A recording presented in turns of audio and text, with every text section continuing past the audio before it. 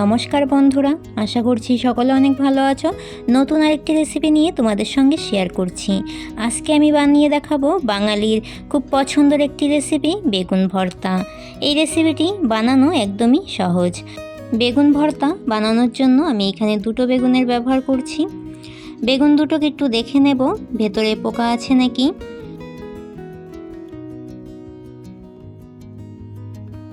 দুটো বেগুনই ভালো করে দেখে নিয়েছি, বেগুন দুটো অনেক ভালো। এবারে বেগুন দুটোর গায়ে সর্ষের তেল মেখে নেব। সর্ষের তেল মেখে এইভাবে বেগুন পোড়ালে বেগুনটা অনেক তাড়াতাড়ি পোড়া হয়ে যায়, আর বেগুনটা ছাড়াতেও অনেক সুবিধা হয়। গ্যাসের উপরে একটা নেটের সাহায্যে বেগুন দুটোকে পুড়িয়ে নেব। বেগুন দুটোকে এইদিকে পোড়াতে দিয়ে বাকি উপকরণগুলো তোমাদেরকে দেখিয়ে দিই।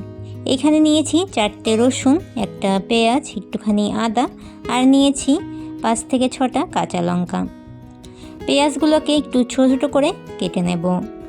তোমরা যারা প্রথম আমার চ্যানেলে আমার ভিডিওটি দেখছো, আমার চ্যানেলটিকে সাবস্ক্রাইব করে দিয়ে পাশে থাকা বেল আইকনটি অল করে রাখার অনুরোধ রইল, যাতে আমার নিত্য নতুন রেসিপিগুলো তোমরাই প্রথমে দেখতে পাও। আমার সকল নতুন পুরনো বন্ধুদের আমার পাশে থাকার অনুরোধ রইল।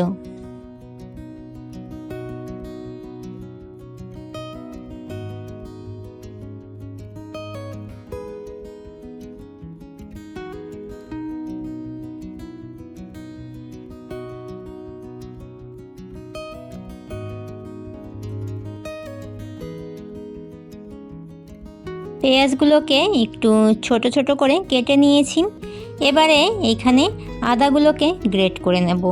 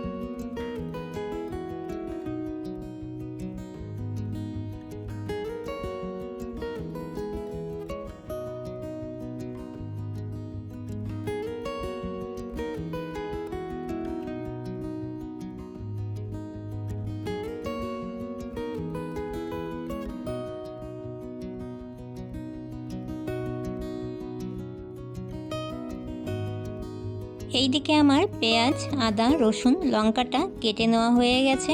তোমাদেরকে আর একটু দেখিয়ে দিচ্ছি আর কি কি উপকরণ এখানে নিয়েছি। এখানে নিয়েছি ছোট একটা টমেটো কুচি আর একটুখানি দেশি ধনেপাতা। এইদিকে গুঁড়ো মশলা নিয়েছি লবণ, হলুদ, শুকনো লঙ্কার গুঁড়ো, জিরে গুঁড়ো, ধনে গুঁড়ো। এইদিকে সব উপকরণগুলো দেখাতে দেখাতে বেগুনটাও প্রায় পুড়ে গিয়েছে, ভালোভাবেই বেগুনটা পুড়ে গেছে। এবারে বেগুনটাকে ঠান্ডা করে নিয়েছি, উপরের খোসাটাকে ছাড়িয়ে নেব।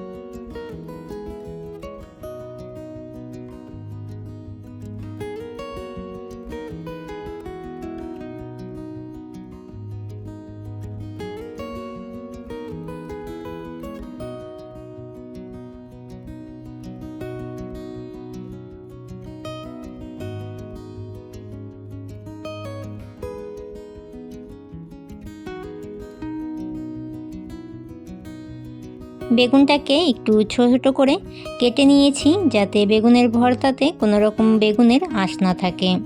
এবারে বেগুনের ভর্তাটা করার জন্য দিয়ে দিচ্ছি সর্ষের তেল।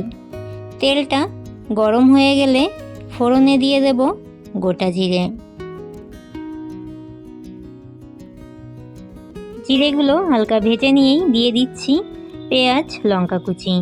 পেঁয়াজ আর লঙ্কাটাকে হালকা করে ভেজে নেব। পেঁয়াজগুলোকে 1 মিনিট মতো হালকা করে ভেজে নিয়েছি। এবারে দিয়ে দেব গ্রেট করে রাখা আদা আর রসুনটা। আদা, রসুন, পেঁয়াজ, কাঁচা লঙ্কাটা এবারে একসাথে ভেজে নেব।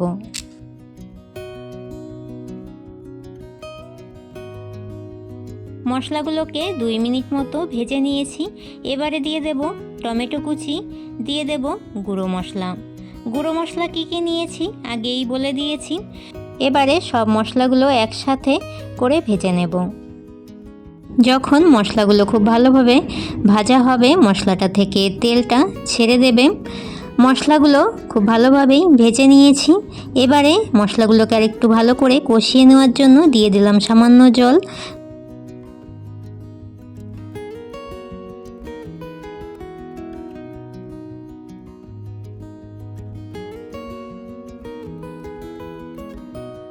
মশলাগুলো ভালোভাবে কষিয়ে নিয়েছি। এবারে দিয়ে দিলাম বেগুনগুলো। বেগুনগুলোর সাথে মশলাগুলো ভালো করে নাড়াচাড়া করে নেব। বেগুনটা দিয়ে বেশিক্ষণ রান্না করার দরকার হয় না, 1 থেকে 2 মিনিট হালকা নাড়াচাড়া করলেই বেগুন ভর্তা হয়ে যায়। এইভাবে বেগুন ভর্তা রেসিপিটি যে কোনো খাবারের সাথে অনেক ভালো লাগে। রুটির সাথে তো অনেক ভালো লাগে এই রেসিপিটি। বেগুন ভর্তা নামানোর আগ দিয়ে দিচ্ছি সামান্য ধনেপাতা কুচি। ধনেপাতাটা দিয়ে হালকা নাড়াচাড়া করেই বেগুন ভর্তা নামিয়ে নেব। এইভাবে এই রেসিপিটি অনেক ভালো হয়েছিল বন্ধুরা। তোমরাও বাড়িতে এই রেসিপিটি বানাবে আর আমাকে কমেন্ট করে জানাবে রেসিপিটি তোমাদের কাছে কেমন লেগেছে। আমার এই রেসিপিটি তোমাদের কাছে ভালো লাগলে অবশ্যই একটি লাইক, কমেন্ট, শেয়ার করে দেওয়ার অনুরোধ রইল। আজকের মতো এতটাই। আবারও দেখা হবে নতুন একটি রেসিপির সাথে আগামী দিন। তোমরা সকলে অনেক অনেক ভালো থাকবে। সকলকে জানাই টাটা।